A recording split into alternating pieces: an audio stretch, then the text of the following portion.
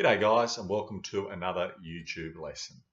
We're looking at marketing and the subtopic is strategies. We're going to be looking at the first of the traditional four P's, and that's the product. And kids often think of marketing, as we've mentioned before, about advertising. Well, that's one component of promotion.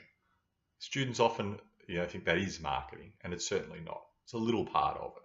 The actual creation of the product, be it a good and or service, if anything, is more important than that or on par with that too. All right, so products. That's the first of those traditional four P's.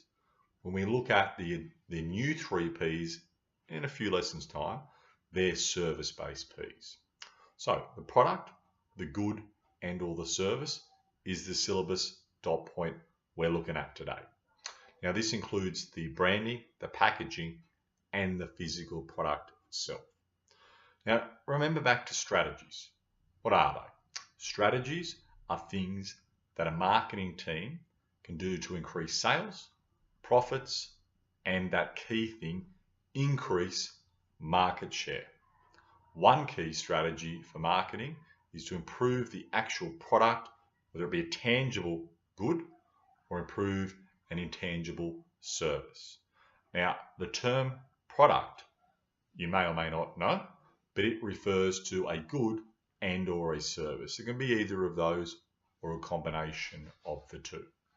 If you make a sweet as, really good product, then that in itself will be likely to increase sales. There is a mix of marketing strategies you need to have to accompany that, but it's a good start.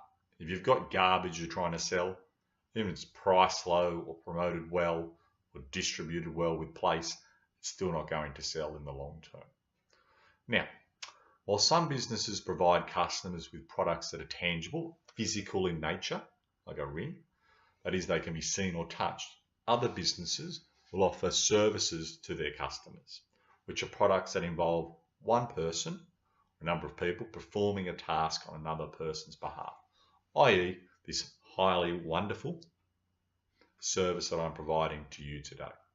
Now, Crust Pizza is an example which provides customers with a final physical, tangible product, while Mobile Mechanics offers car repair and service. So they're providing a service to you as a doctor or teacher would. Now, in terms of the three aspects of this, of product itself, you must talk not just about the physical, tangible good that's being made or the intangible service. You must make mention and explain how important branding is, because that's part of products, and how packaging is. That's part of products. That's what the marker in the HSC also wants to see. Okay, so there's three aspects or parts to this. Now, branding.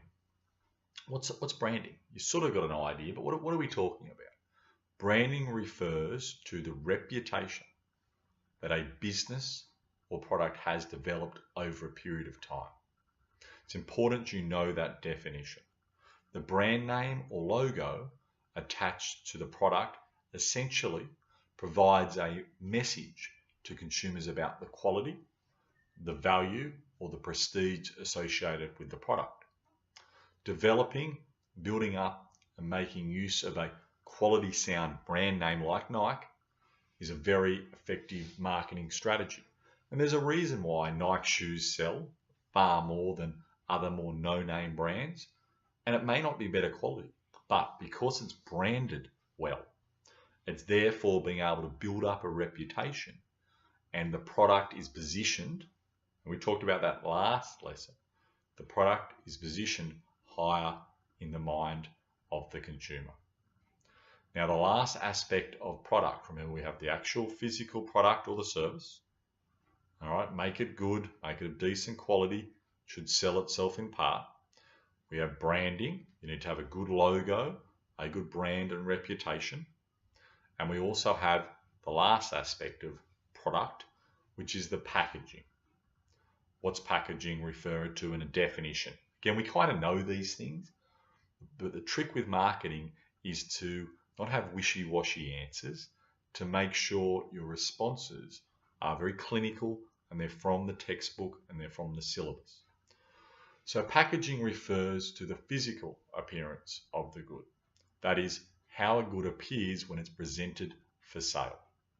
While packaging has little or no impact on how the product will be used by the consumer, i.e. it's usually chucked in the bin, it's very important in terms of the product because it's often the first image of the product that the customer will see and the last one that they will see before they purchase the product.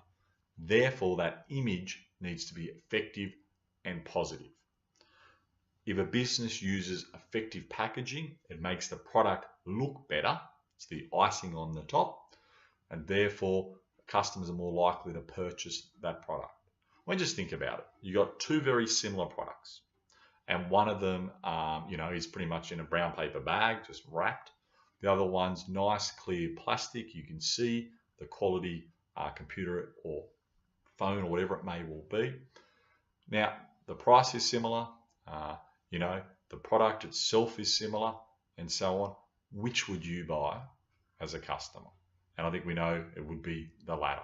It's one that has that clear, classy, professional looking packaging.